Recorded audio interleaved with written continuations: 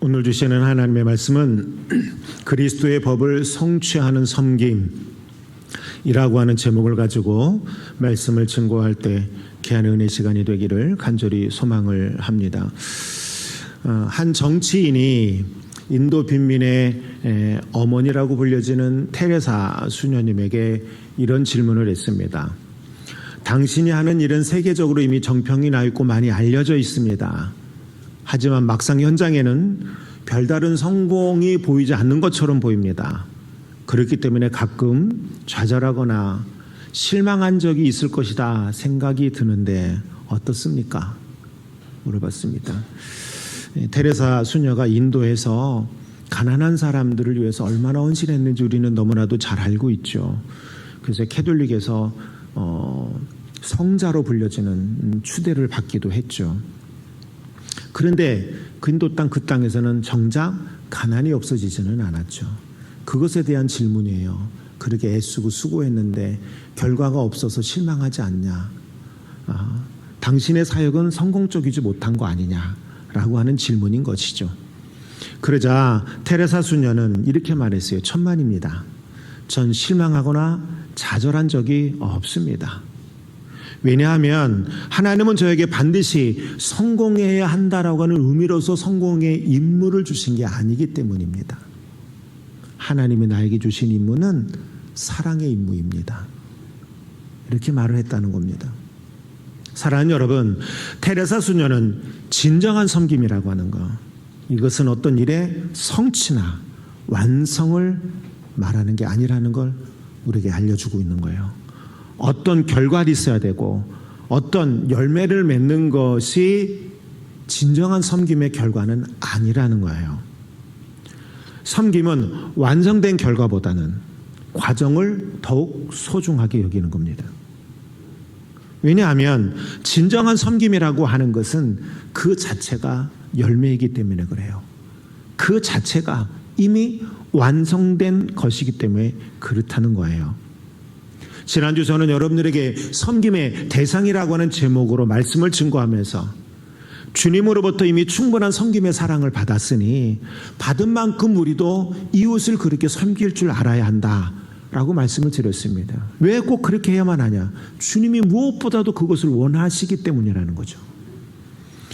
그리고 그러한 섬김의 사랑을 위해서 반드시 필요한 영성이 있었는데 그 영성이 뭐냐? 자기 비움의 영성, 자기 포기의 영성, 좀 유식한 말로 표현하면 케노시스 영성이라고 하는 것을 가지고 있어야 그 일들이 가능한 것이다 라고 말해요.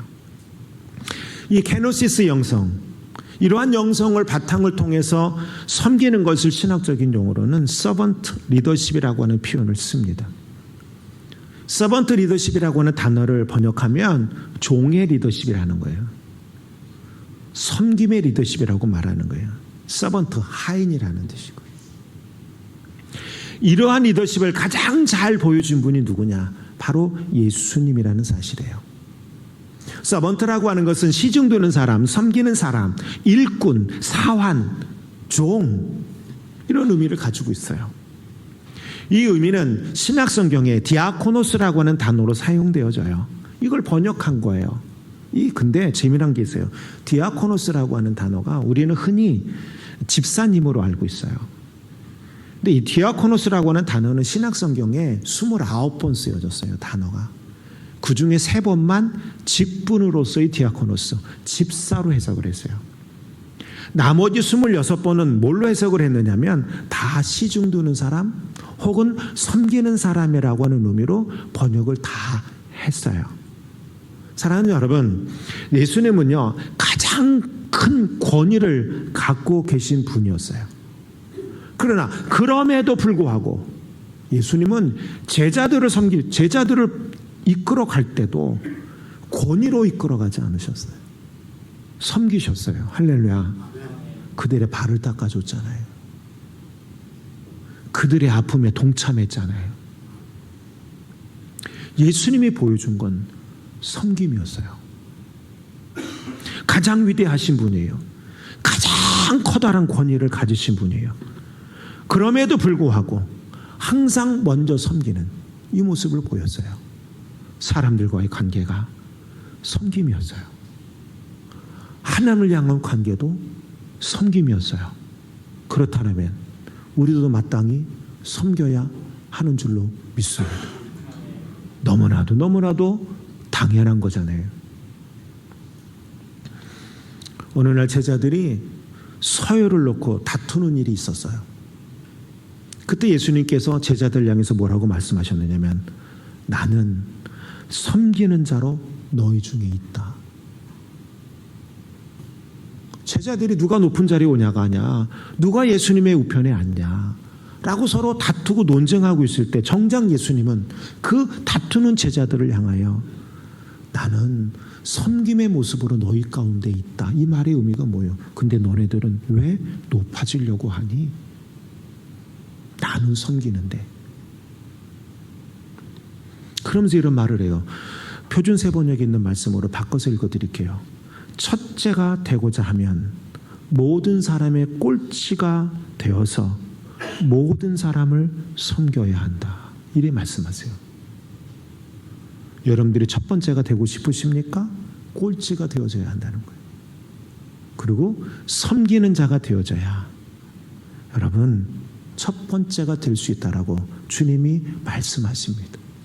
사랑하는 성도 여러분, 오늘 본문은 섬김에 대해서 구체적으로 우리가 어떤 행동을 보이는 것이 주님이 말씀하시는 그 섬김인지 명확하게 알려주고 있어요.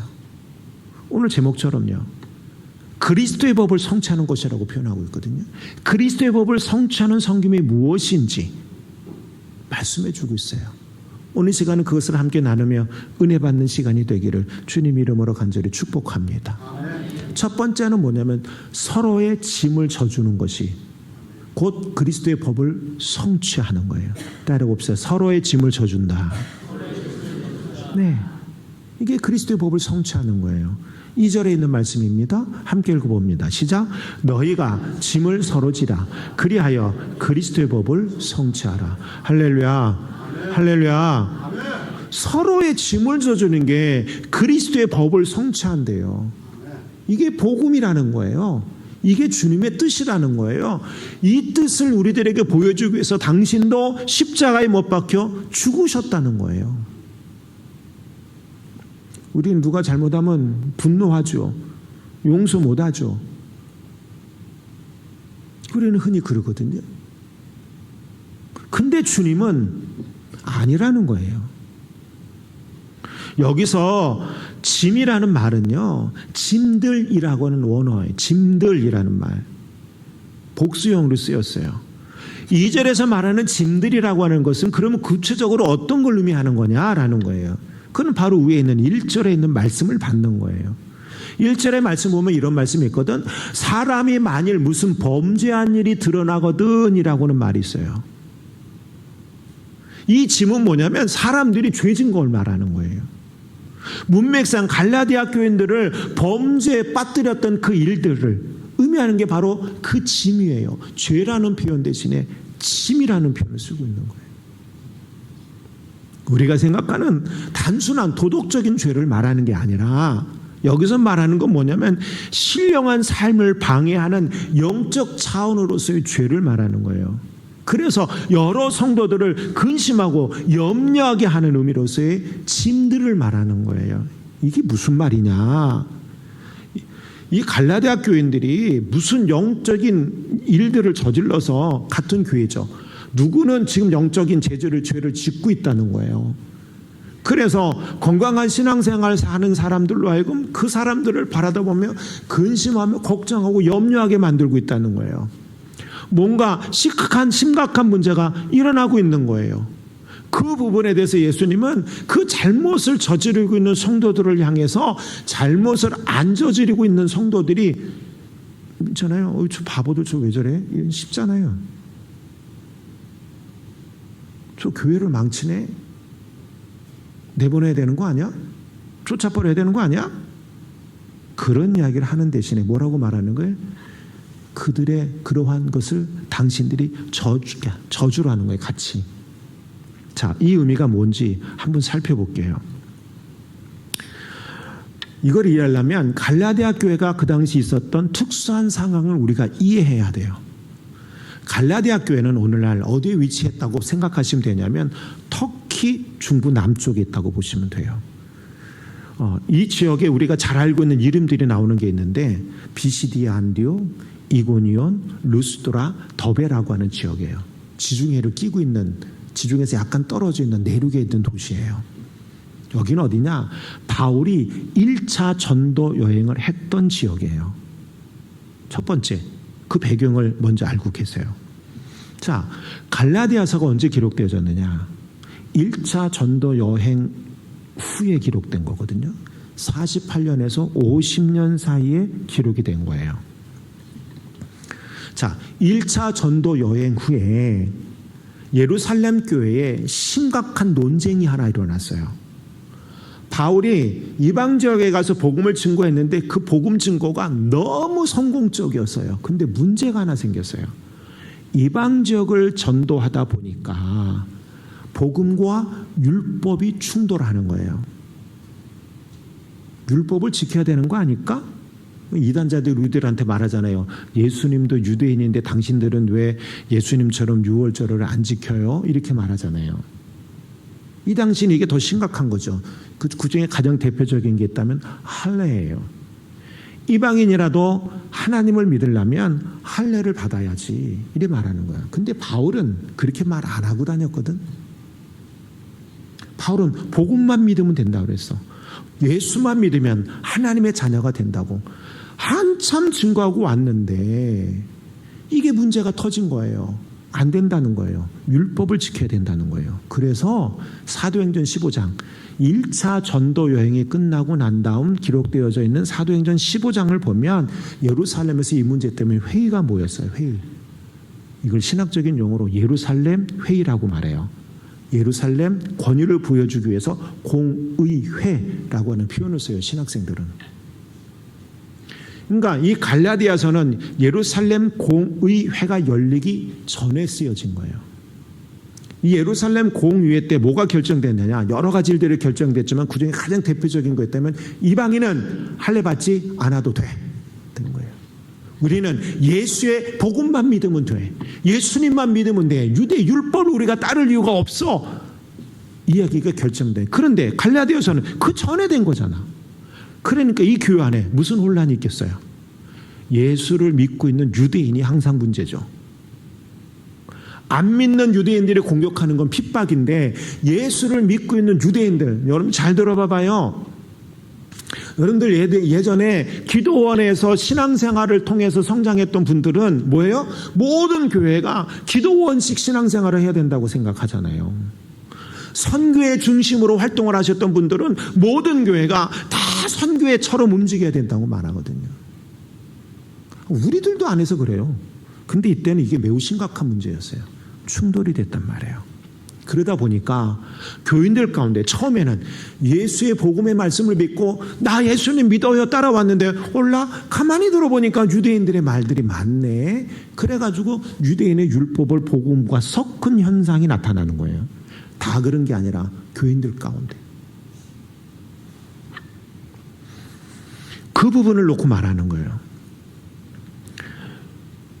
이 심각한 갈등에 대해서 그리고 복음과 유대주의 율법을 섞어버린 행위에 대해서 1장 6절 7절은요 이렇게 기록하고 있어요. 갈라디아서 1장 6절 7절은 읽어봅시다. 시작.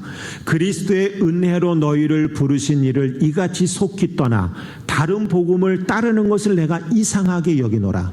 다른 복음은 없나니 다만 어떤 사람들이 너희를 교란하여 그리스도의 복음을 변하게 하려 함이라. 뭐라고 말해요? 그렇게 율법과 복음을 뒤섞어버린 상황. 아직 결정이 안 났어. 왜냐하면 공의회가 열리기 전에 기록된 거니까 논란만 있는 거야. 그래서 이 문제들 때문에 예루살렘 공의회가 모였다고 생각하시면 되는 거죠. 그런데 어찌됐든 복음을 율법과 섞어서 믿는 사람들을 향해서 바울은 뭐라고 말해요? 다른 복음이래요. 다른 복음이래요. 바울이 매우 이 상황을 심각하게 생각했다는 거예요. 다른 복음. 또 뭐라고 말해요? 이 다른 복음은 우리들을 혼란시켜서 그리스도 예수의 순수함의 복음을 변질시키기 위함이다. 얼마나 심각하게 받는 줄 알잖아요. 그럼 생각해 봐요. 이렇게 잘못을 저질렀어요. 교회는 어떻게 해야 되죠?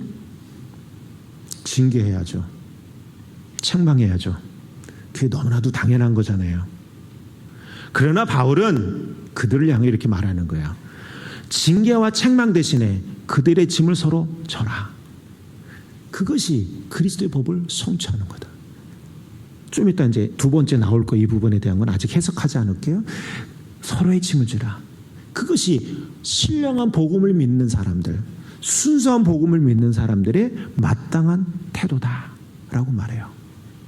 여러분, 뭔가 잘못해서 책망하고 징계하는 일처럼 쉬운 일이 어디 있어요?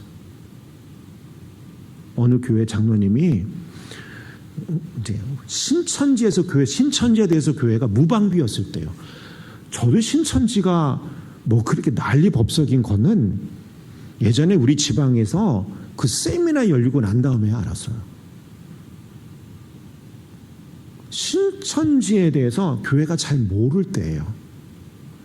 어느 교회 장로님이 두세 분이 누군가 와서 성경 공부 같이 하시면 어떻겠느냐고 말하니까 이분들은 성경 공부 같이 하자고 나한테 그 접근한 사람이 너무 선하고 착하니까 아이 그럽시다. 가서 성경 공부를 한 거지. 본인은 신천지도 모르고 간 거예요. 신천지가 우리 신천지요 그러고 가르칩니까? 처음에 다 숨기죠. 가서 배운 거야. 근데 교인 중에 그쪽으로 좀 빠삭하신 분이 계셨나 봐. 우리 교회 장로님 세 분이 거기 들어갔다는 거지. 그래 목사님한테 와가지고 말씀을 드리니까 목사님이 깜짝 놀라죠. 그 장로님들 불러서 당신들 이러고 맞냐? 그 맞다. 당신들 그 신천지다. 장로님들 뭐 하는 짓이냐고 야단을 친 거죠. 쉽죠, 야단 치는 거 잘못하면. 더더군다나 그 사실을 알고 있는 몇몇의 강성 교인들이 장로님이 그런 짓을 저지르는 거 절대로 용납하고 지나가면 안 된다. 징계를 하셔야 됩니다. 그래서 교회의 질서를 세워야만 합니다. 목사님이 그 말을 들으셨네. 그래가지고 6개월 정직, 기도도 안 세우고 아무것도 안 세우고 맡은 역할 다 뺀 거예요. 기여연도 다 빼신 거예요. 잘한 행동이에요? 잘못한 행동이에요? 뭐라고 말할 수가 없죠.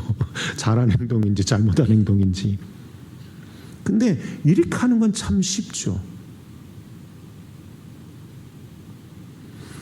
아니 교회 리더인 최고 탑 리더인 장로님이 영적 분간도 하질 못해서 신천지 가서 성경 교육을 받았으니 이게 보통 심각한 문제는 아닌 거죠. 근데 이분들이 알고 갔겠어요? 모르고 갔겠어요? 알았으면 갔겠어요?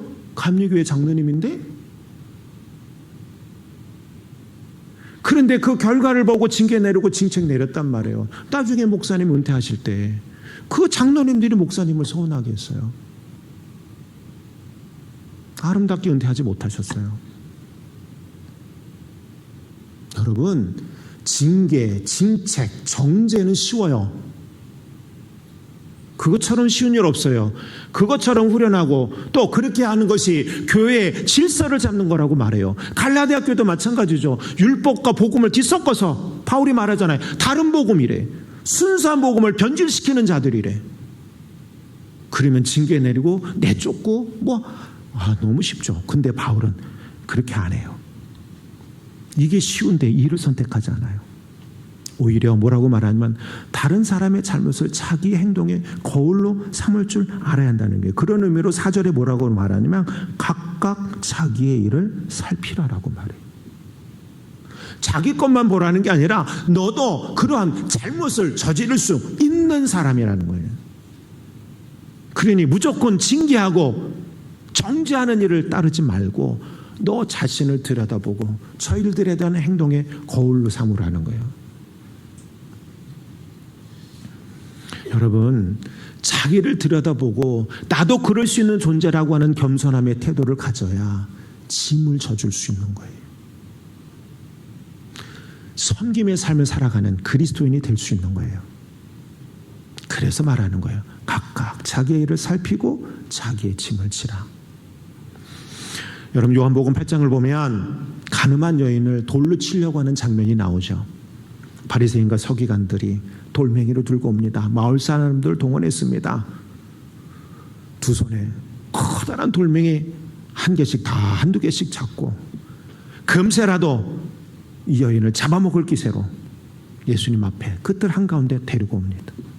그들은 재판관이었어요. 위대한 재판관, 사회정의를 실현하는 사람. 그래서 율법을 어기는 저 여인은 돌로 처음 맞아 죽어도 마땅해 정의의 사도처럼 행동했단 말이에요. 그리고 예수님을 같이 엮으려고 한 거 아닙니까? 근데 예수님이 뭐라 말씀하십니까? 예수님 말씀이 너무 의외의 말씀하신 거예요. 너희 중에 죄 없는 자가 먼저 돌로 치라.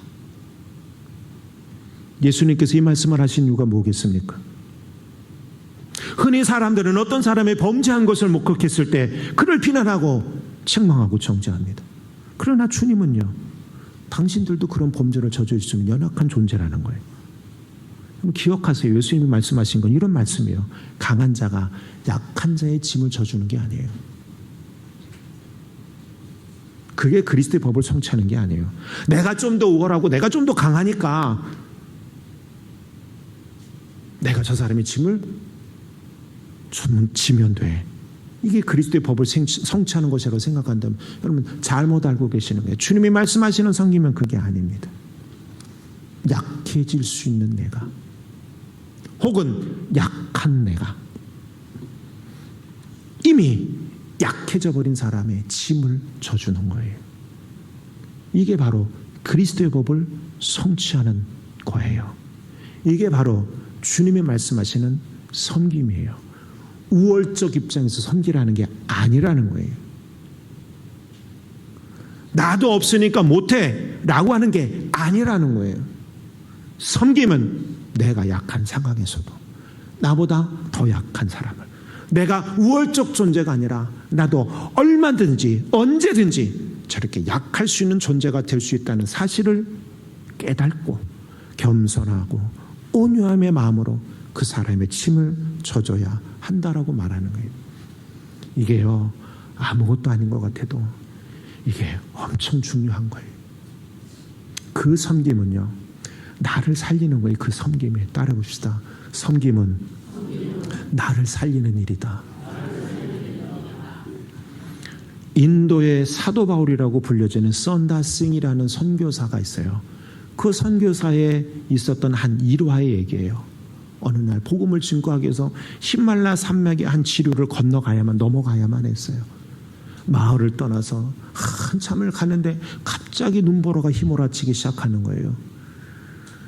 그 눈보라가 휘몰아치면 어떤 상이 펼쳐질 걸 너무나도 잘 알고 있는 선다싱은 이러지도 저러지도 못하는 건데, 분명한 건 이 상태로 계속 가면 죽을 수밖에 없다는 사실을 알아야 돼. 되돌아가기는 너무 멀어, 너무나도 힘겨운 길이야. 가다가 죽을지도 몰라. 그러나 앞으로 계속 가는 것보다 되돌아서 가는 게 살 확률이 더 있어. 힘들고 어려운 길이지만 발길을 돌립니다. 눈보라치는 그 눈길을 헤쳐갑니다. 근데 가다가 한 쓰러져 있는 사람을 보게 된 거예요. 망설입니다. 이 사람을 어떡하지? 그냥 놓고 가야 되나? 데리고 가야 되나? 근데 생명을 살리는 게 복음인데 어떻게 놓고 가요? 그래서 자기 혼자 눈보라를 뚫고 지나가는 것도 힘에 겨운데 그 쓰러진 사람을 등에 업고 힘겹게 한 걸음씩을 올립니다. 그리고 겨우 밤늦게 마을에 도착하게 됩니다. 그 다음 날이 되었습니다. 뉴스가 나옵니다. 두 사람이 자기가 걸어왔던 그 길에서 죽었다는 겁니다. 근데 깜짝 놀란 거예요. 그 두 사람은 어떤 사람이었냐? 자기가 이 쓰러진 사람을 이고 갈 때 두 사람이 지나가면서 여보시오, 그 사람 그렇게 당신 업고 가던 당신 죽어. 그 사람 버리고 가야 당신이 살아 라고 말했던 그 사람들이었습니다. 선다싱은 거기서 커다란 깨달음을 얻게 됩니다. 아, 내가 이 사람을 살린 게 아니라 이 사람이 나를 살린 것이로구나. 뭐요? 얻고 가니까 체온이 유지가 됐다. 두 사람은 각각 부지런히 가다가 체온 유지 때문에 한 사람 쓰러지고 한 사람 쓰러지며 죽게 된 거예요. 사랑하는 여러분, 선다싱의 경험과 같이 다른 사람의 짐을 짊어지는 것은 그 사람만 살리는 일이 아니라 나도 살리는 일이라는 사실을 여러분들 믿으시기를 바랍니다. 자녀가 잘못했을 때 책망과 징계만 하는 가정은 정상적인 가정이라고 말할 수 없습니다. 정상적인 가정이라면 가족 구성원이 같이 아파해주고 위로해주고 힘을 나누어지는 가정, 그 가정이 진정한 가정이고 그 가정이 행복한 가정인 겁니다. 아무리 잘못해도 마찬가지죠. 우리가 한 교회를 섬기고 있는 믿음의 가족이라면 성도의 아픔과 실수를 조롱하거나 책망하기보다는 같이 나누어 서로의 짐을 져주는 우리 모두가 되어져야 하는 줄로 믿습니다. 예수님의 십자가 죽음은요, 우리가 짊어지고 가야 할 죄의 짐을 대신 져 주신 섬김의 사건입니다. 우리가 져야 할 짐이었어요. 그런데 주님이 대신 져 주셨어요. 예수님은 우리의 죄를 책망하고 비난하기보다는 대신 짐을 대신 져 주심으로 우리에게 영원한 생명을 주셨습니다. 그것이 하나님의 뜻이었고, 그리고 그렇게 하나님의 뜻을 이루어 내셨습니다. 따라서 그를 믿는 우리들 또한 마찬가지로 교회의 아픔과 실수를 책망하고 비난하기보다는 나누어 짐을 져줄 수 있는 우리 모두가 되기를 간절히 소망합니다. 그것이 그리스도의 법을 성취하는 거예요. 다시 말하면 그것이 바로 주님의 뜻이라는 거예요. 우리가 그 모든 일을 할 줄 알아야 되는 거예요. 저는 여러분들이 결혼하고 장례식 나면요, 제일 염려되고 걱정되는 게 뭔지 아세요? 어저께 유영순 권사님네도 결혼하셨잖아. 얼마 전에 우리 최유정 집사님네도 하고. 제일 걱정되는 게 뭔지 알아요? 안 해도 될 걱정을 해요. 내가 뭐냐면 아니 마이너스가 되면 어떡하지 이거예요. 또 하나는 뭔지 아세요? 또 하나는 우리 교우들이 많이 안 가면 어떡하지 이거예요. 항상 무슨 그런 일이 벌어지면 항상 그게 제일 무거운 마음의 짐으로 와닿아요. 그래서 저는 품맞이 하지 말라고 그러잖아요. 장례건 결혼이건 품맞이 하지 말아라. 내가 그 사람하고 친하다 안 친하다 말하지 말아라. 우리 한 식구라면, 한 가족이라면 마땅히 해야 된다. 그죠? 못 가면 간접적으로라도 다른 방법으로라도 해라. 그게 믿음의 가족이다. 그 말하고는 저는 내가 안 해도 될 걱정을 하고 있잖아요. 근데 우리 교인들이 너무 잘해 주셔서 너무 고맙고 감사해요. 그냥 모든 성도들이 그런 마음을 가지셨으면 좋겠어요. 그게 뭐예요? 서로의 짐을 짊어져 주는 겁니다. 그런 교회가 은혜가 있는 것이고 그런 교회가 그리스도의 뜻을 따라가는 복된 교회인 줄로 믿습니다. 우리 주님이 우리들에게 그런 모습을 보여주셨으니 우리도 마땅히 그런 삶을 살아가길 주님 이름으로 간절히 축원합니다. 두 번째는 뭐냐면 온유한 마음으로 섬기는 것이 그리스도의 법을 성취하는 거예요. 따라해 봅시다. 온유한 마음으로 섬기는 것. 자, 1절에요. 함께 읽어봅시다. 시작. 형제들아, 사람이 만일 무슨 범죄한 일이 드러나거든 신령한 너희는 온유한 심령으로 그러한 자를 바로잡고 너 자신을 살펴보아 너도 시험을 받을까 두려워하라. 아멘. 1절에서 우리가 주의 깊게 봐야 할 단어 문장들이 세 개가 있어요. 첫 번째는 신령한 너희는 이라는 거예요. 여기서 신령한 너희는 이라고 하는 말은 성령을 쫓아 행하는 성도들을 말하는 거예요. 거짓 가르침에 속아 넘지 않고 끝까지 복음의 순수함을 지키고 있었던 성도들이에요. 바로 우리들인 줄로 믿습니다. 갈라디아 교회는 복음의 변질을 믿었던 사람들이 있었고 그렇지 않은 사람들이 있는데 여기서 신령한 너희라고 하는 것은 복음의 변질을 가리킨 사람을 하는 게 아니라 순수한 복음을 지켜가는 거예요. 이 사람들의 짐을 짊어져 주라는 거예요. 같이 책망하거나 징계 내리지 말고. 두 번째는 뭐냐면 온유한 심령으로서의 나와 있는 온유함이에요. 온유함이라고 하는 말은 프라우테토스라는 말이에요. 이 말의 의미는 뭐냐면 하나님 앞에서 자기 자신의 무지와 무능력을 인정하고 전적으로 하나님 앞에 맡기는 겸손의 태도를 말하는 거예요. 온유함은 다른 말로 표현하면 그래서 겸손함이에요. 이 온유함에 대해서 갈라디아서 5장 23절은 이래 말해요. 성령의 열매 가운데 하나로 소개해 주고 있어요. 여러분, 이 성령의 9가지 열매는요, 심령주의를 말하는 게 아니에요. 신앙의 어떤 영적 차원을 말하는 게 아니에요. 성령의 9가지 열매는 성령의 단계 가운데 최고 상위에 있는 레벨인데, 이게 영적인 풍미를 말하는 게 아니라 사람들의 성품에 대한 거예요. 성향에 대한 이야기예요. 사랑, 희락, 화평, 온유, 절제, 오래 참음, 이 모든 것들이네요. 우리의, 예수를 믿는 우리의 성품이 이래야 된다는 거예요. 성령의 내주 가운데에 주님을 고백하고, 그래서 성령 충만함을 받고 성령의 은사를 받고, 이것이 성령의 모든 역할이 아니라 성령의 그 열매는 그러한 영적인 차원인 것만 말하는 것이 아니라 성령의 진정한 역할, 우리들에게 다가오는 그 의미는 뭐냐? 받기라는 거예요. 그런 성품을 가지라는 거예요. 오늘 성경 구 중에 하나, 온유함의 성품을 가지라는 거예요. 우리 옆사랑 인사 한번 나눕시다. 온유해집시다. 온유함이요.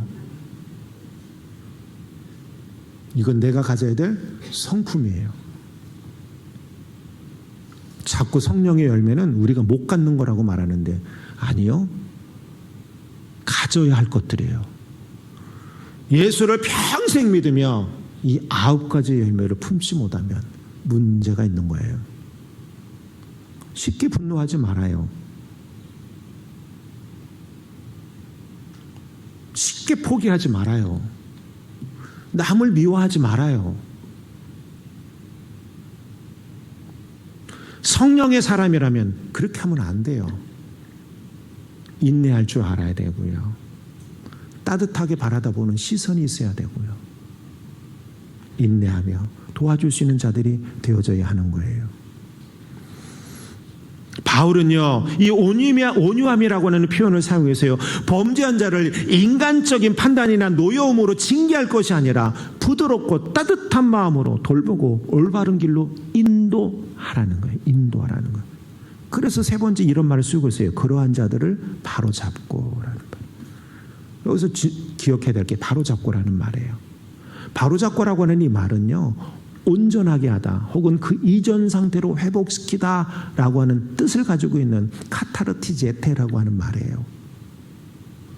바로잡으라는 얘기는 똑바로 안 해? 이것들이 이런 게 아니라는 거예요. 따라해봅시다. 이전 상태로 회복시키는 거. 그럼 여러분들 제일 첫 번째 말씀드렸던 거 기억하시나요? 갈라디아 교회 상황을 이해해야 한다고. 처음엔 복음을 받아 먹었어요. 은혜로 왔어요. 그런데 뭐예요? 유대 율법주의가 치고 들어왔잖아요. 생각해보니까 그 말도 맞는 것 같아. 문제는 항상 예수를 믿는 유대인들이 문제였거든요. 왜? 결정을 못 내리는 거거든. 이방인들은 아무런 문제가 없어요. 유대 율법주의적 사고방식에 빠져있는 예수 믿는 사람들이 문제였단 말이에요. 율법이 들어오니까 복음이 변질되는 거지. 그러니까 바로잡으라는 얘기는 뭐냐면, 율법을 받아들여서 복음을 변질시키기 이전의 상황, 순수하게 복음을 받아 먹었던 그때 그 상황, 그 상황으로 하라는 거예요. 그러니까 정죄하면 안 된다는 거예요. 다시 되돌아올 수 없다는 거예요. 어떻게 돼요? 이해해주고 용납해주고 설명해주고, 그게 짐을 져주는 거예요. 그래서 이들로 하여금 그게 아니야 라고 하는 이야기를 알게 해서 어디로 돌아오라는 거예요? 복음의 순수함의 자리로 돌아오라는 거예요. 여러분, 앞에서 말씀드렸다시피 잘못을 저지른 사람을 향하여 비난하고 정죄하는 일, 누구나 할 수 있는 너무나도 쉬운 일입니다. 간편한 일이죠. 그러나 그들을 따뜻한 마음으로 바라보며 주님이 보여주신 십자가 사랑으로 섬기면서 올바른 길로 안내하는 일은 어려운 일이에요. 왜냐하면 섬긴다라고 하는 것은 나의 감정, 내가 가지고 있는 물질, 이것을 희생해야 해요. 하고 싶지 않거든요. 근데 해야 되는 거거든. 온유함을 가진다는 건요, 그만큼 인내하면서 이해해야 하는 노력이 필요하다는 거요. 인내보다 그냥 될 대로 되라, 이게 얼마나 편해.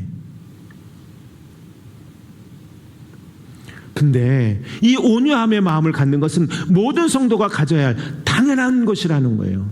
이에 대해 바울은요, 에베소서 4장 1절 2절에 이렇게 말씀해 주고 있어요. 함께 읽어봅시다. 시작. 그러므로 주 안에서 같이 내가 너희를 권하노니 너희가 부르심을 받은 일에 합당하게 행하여 모든 겸손과 온유로 하고 오래 참음으로 사랑 가운데서 서로 용납하고 평안에 매는 줄로 성령이 하나 되게 하신 것을 힘써 지키라. 아멘. 뭐라고 말해요? 부르심을 받은 당신들 어떻게 부름받았냐 이겁니다. 우리가 완벽하니까 주님이 나를 위해서 십자가에 죽으셨습니까?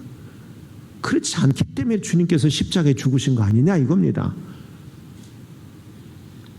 그러니까 당신들도 예수님과 같이 겸손한 마음과 따뜻한 마음으로 무슨 일이든지 행하라라고 주님 말씀하시는 거예요. 그리고 골로새서 3장 12절은 이렇게 말해요. 겸손과 온유의 옷을 입으라고 말해요. 주님이 우리를 용서해 주신 것 같이 우리도 서로 용서해 주고 거기에 더해서 사랑까지 하라고 주님이 말씀하세요. 미국 남북전쟁이 한창이던 어느 날 링컨 대통령은 전쟁 중에 반복적으로 탈량한 한 군인에 대한 보고서를 받게 돼요. 참모들이 옵니다. 이놈은 잡은 거지. 탈령한 거 또 잡혔어. 반복적으로 탈령하는 친구였어.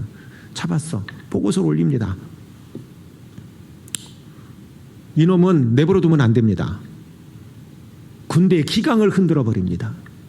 단호한 처리를 하셔야만 합니다. 제가 해주시죠. 링컨 대통령이 말합니다. 그가 잘못한 건 사실이지만 다시 한번 일어설 기회를 주시는 건 어떻겠습니까? 난리가 나죠. 저를 믿고 한번 맡겨보시죠.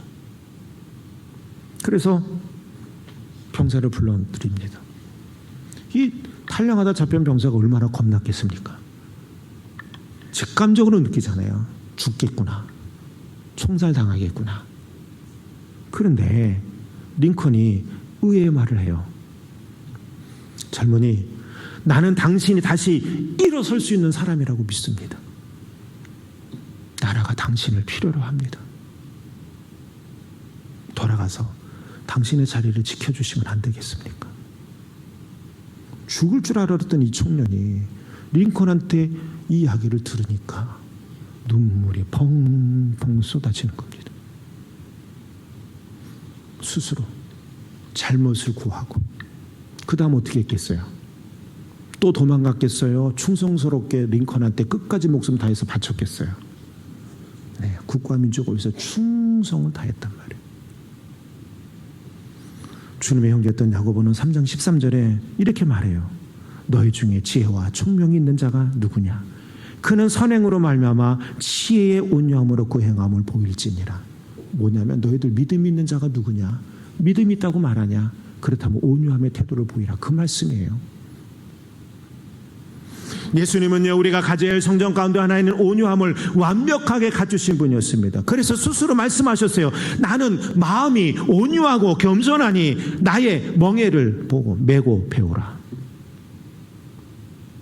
그리하면 너희 마음이 쉼을 얻으리라. 할렐루야. 여러분, 아까 온유함은 희생이라고 그랬잖아요. 인내해야 되는 건데 손해잖아. 근데 주님은 아니라는 거지. 채워주신다는 거예요. 놀라운 말씀 아니십니까? 남을 정죄하고 비난하는 것이 쉽지만 따뜻한 마음으로 바라보면서 그들을 올바른 길로 인도하는 것 참으로 어려운 일이라는 거예요. 아까도 말했다시피 왜냐하면 인내와 감정의 지출이 필요한 희생이기 때문에 그렇다는 거죠. 손해보는 것 같잖아요. 그런데 주님은 말해요. 그건 손해보는 일이 아니다. 만약에 그렇게 행하면 평안함과 마음의 안식으로 채워주시는 축복이 있다라고 말씀하십니다. 더 나아가서 주님은 뭐라고까지 말씀하시는 줄 아십니까? 마태복음 5장 5절에 이렇게 말합니다. 온유한 사람은 땅을 유업으로 받을 것이다. 믿음 있는 사람이 땅을 유업으로 받는다는 게 뭐예요? 물질의 축복을 말하는 거잖아요. 세상의 축복을 말하는 거잖아요. 온유한 사람이 그 축복을 받는다라고까지 말씀해 주시는 거예요. 그럼 이게 얼마나 꼭 해야 할 일인지 분명하게 말씀해 주고 있는 거예요. 사랑하는 성도 여러분, 주님은 우리들에게 말해요. 모든 그리스도인들이 그리스도의 뜻, 그리스도의 법을 성취하는 사람들이 되길 원해요. 그 중에 우리 주님은 오늘 우리들에게 말씀해 주는 거예요. 그건 섬김이라는 거예요. 그럼 어떻게 섬겨야 되느냐? 짐을 져주라는 거예요. 쉽게 정죄하고 징계하지 말고 짐을 져주라는 거예요. 또 뭐 하라고 말하는 거예요? 두 번째는 우리들에게 말씀하시는 내용이 온유한 마음으로 당하서라. 그것이 바로 섬깁니다. 저와 여러분들 그런 자리에 노임받는 분들 되기 주님의 이름으로 간절히 축원합니다.